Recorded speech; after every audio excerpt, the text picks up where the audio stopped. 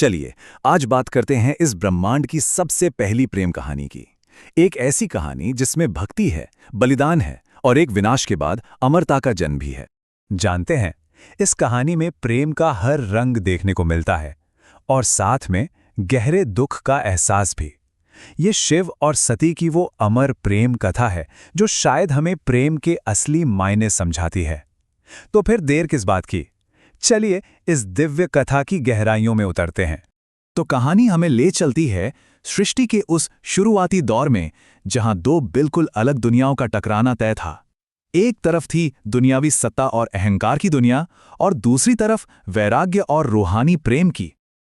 अब इस कहानी के जो किरदार है ना, वो अपने आप में ही पूरी एक दुनिया है। सबसे पहले हैं दक्ष प्रजापति, ब्रह्मा के बेटे, शक्तिशाली, बुद्धिमान, सब कुछ थे, पर साथ में था जबरदस्त अहंकार, अपने पद और अपनी प्रतिष्ठा का। फिर हैं उनकी बेटी देवी सती, खुद आदि शक्ति का रूप, लेकिन सोचिए राजमहलों की चकाचौंध से उन्हें कोई लेना देना ही नहीं था। और आखिर में आते हैं भगवान शिव, सबसे अलग, श्मशान में रहने वाले, शरीर पर भस्म लगाए, इस दुनिया, इसके धन दौलत से कोसों दूर, एक परम योगी। और बस यहीं से शुरू होता है असली टकराव। देखिए, दक्ष अपनी बेटी के लिए कैसा पति चाहते थे? एक अमीर राजकुमार, बड़ा नाम, ऊंचा रुतबा, है ना? लेकिन सती का दिल, वो तो एक ऐसे वैरागी के लिए धड़कता था जिसे इन सब चीजों से कोई मतलब ही नहीं था। तो ये सिर्फ एक पिता और बेटी की इच्छाओं की टक्कर नहीं थी, ये तो मटीरियलिज्म और स्पिरिचुअलिटी के बीच की एक बहुत पुरानी जंग थी।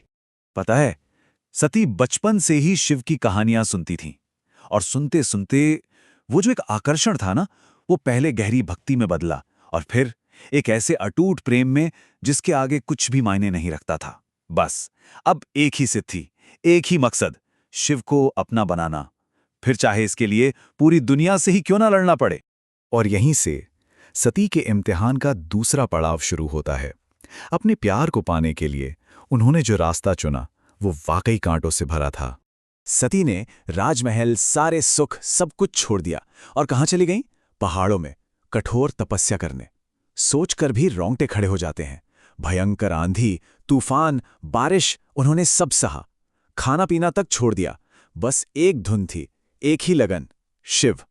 उनकी इस तपस्या की आग इतनी तेज थी कि तीनों लोक हिल गए और आखिरकार वैरागी शिव को भी उनके प्रेम के आगे झुकना ही पड़ा। सती का वो निस्वार्थ प्रेम, वो अटल भक्ति, उसने शिव को भी बांध लिया और उन्होंने सती को अपनी पत्नी नहीं, अपनी शक्ति, अपनी अर्धांगिनी के रूप में स्वीकार कर लिया। वो पल वाकई एक दिव्य पल था, मानो पूरा ब्रह्मांड उस मिलन का जश्न मनाने के लिए इकट्ठा हो गया हो। अब देखिए, ये शादी सिर्फ दो लोगों की नहीं थी, ये शिव यानी चेतना और शक्ति यानी ऊर्जा का मिलन था, एक कॉस्मिक यूनियन। वहां सब थे, ब्रह्मा, विष्णु, सारे देवता इस शादी के गवाह बने। लेकिन इस जश्न में एक बहुत बड़ी कमी थी, एक ऐसा शख्स जो वहां नहीं था, और वो थे सती के अपने पिता दक्ष। उन्होंने इस रिश्ते को मानने से साफ मना कर दिया। क्यों? क्योंकि ये उनके अहंकार पर एक सीधी चोट थी। वो जो अपमान की भावना थी ना, वो दक्ष के दिल में एक जहर की तरह फैलने लगी, और यही अहंकार एक ऐसी विनाशकारी आग जलाने वाला था जो इस खूबसूरत प्रेम कहानी को एक भयानक त्रासदी में बदलने वाली थी। तो अब दक्ष ने क्या किया? अपनी ताकत दिखाने के लिए और शिव को नीचा दिखाने के लिए उसने एक बहुत बहुत बड़ा यज्ञ रखा। हर किसी को बुलाया गया, देवता, ऋषि, मुनि, कोई नहीं छूटा। लेकिन सच तो ये था कि ये यज्ञ धर्म के नाम पर असल में दक्ष के ईगो का एक प्रदर्शन था। इतनी लंबी मेहमानों की लिस्ट में बस एक नाम जानबूझकर छोड़ दिया गया। कौन? भगवान शिव। और ये कोई गलती नहीं थी, ये एक प्लान था, अपनी ही बेटी और दामाद को सबके सामने जलील करने की एक सोची समझी साजिश।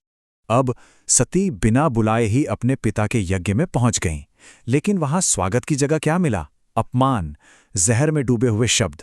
दक्ष ने भरी सभा में कह दिया, जिस दिन तूने उस भस्म लगाने वाले, शमशान में घूमने वाले योगी को अपना पति चुना, उसी दिन तू मेरे लिए मर गई। पर सती चुप नहीं रहीं। उन्होंने भी अपने पिता के अहंकार को आईना दिखाया। उन्होंने जवाब दिया, जिसे तुम एक साधारण योगी समझ रहे हो, वो समय के भी स्वामी हैं, महाकाल हैं। और जिस शमशानवासी पर तुम हंस रहे हो वो तो मौत से भी परे हैं। अपने पति का इतना बड़ा अपमान, और वो भी अपने ही पिता के मुंह से। सती ये बर्दाश्त नहीं कर सकीं।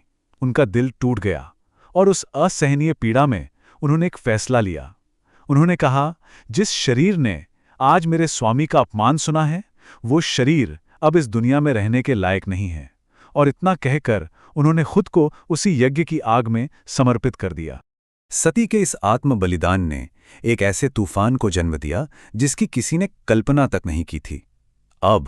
अब बारी थी महादेव के क्रोध की, महादेव के दुख की, जिसकी कोई हद नहीं थी। जैसे ही शिव तक ये खबर पहुंची, उनका दुख, उनका दर्द एक भयानक ब्रह्मांडीय क्रोध में बदल गया। गुस्से में उन्होंने अपने बालों से एक जटा नोची और जमीन पर दे मारी, और उस क्रोध की आग से एक भयानक स्वरूप पैदा हुआ, वीरभद्र। याद रखिए, वीरभद्र सिर्फ एक योद्धा नहीं था, वो तो शिव के दुख, उनकी पीड़ा और उनके विनाशकारी गुस्से का जीता जागता रूप था। और वीरभद्र तूफान की तरह दक्ष के यज्ञ तक पहुंचा। उसके पहुंचते ही आसमान में अंधेरा छा गया। एक पल में उसने सब कुछ तहस नहस कर दिया। देवताओं में भगदड़ मच गई, और फिर वो पहुंचा दक्ष के सामने। दक्ष की कोई दलील, कोई रुतबा काम नहीं आया। वीरभद्र ने उसका सिर धड़ से अलग कर दिया। इसके बाद शिव खुद वहां पहुंचे, और सती के जले हुए शरीर को देखकर उनका सारा क्रोध एक गहरे अथाह दुख में डूब गया। वो सती के बेजान शरीर को अपनी गोद में उठाकर जैसे सुध-बुध खो बैठे और पूरे ब्रह्मांड में भटकने लगे। महादेव का ये दुख इतना गहरा था कि पूरी कायनात का संतुलन बिगड़ने लगा।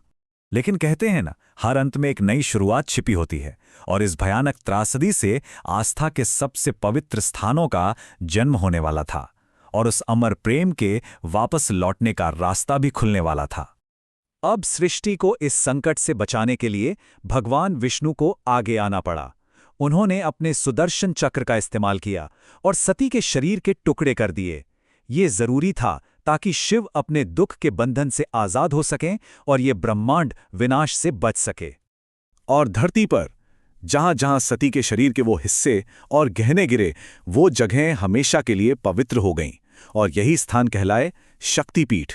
ये वो जगह हैं जो आज भी दिव्य स्त्री ऊर्जा का केंद्र मानी जाती हैं। सती के प्रेम, उनके बलिदान और उनकी शक्ति की एक जिंदा निशानी। जैसे कामाख्या, ज्वाला, तारापीठ, ये सब उसी अमर कथा की याद दिलाते हैं। तो असल में सती का बलिदान एक अंत था ही नहीं, वो तो एक रूपांतरण था, एक ट्रांसफॉर्मेशन। क्योंकि उनका वो अमर प्रेम फिर से जन्म लेने वाला था हिमालय की बेटी पार्वती के रूप में, ताकि वो शिव को फिर से पा सकें और इस अधूरी कहानी को पूरा कर सकें। और ये कहानी जाते जाते हम सबके लिए एक बहुत गहरा सवाल छोड़ जाती है। क्या सच्चा प्यार कभी खत्म हो सकता है, या क्या वह सिर्फ समय और हालात के साथ अपना रूप बदल लेता है? ठीक वैसे ही जैसे सती पार्वती बन गए,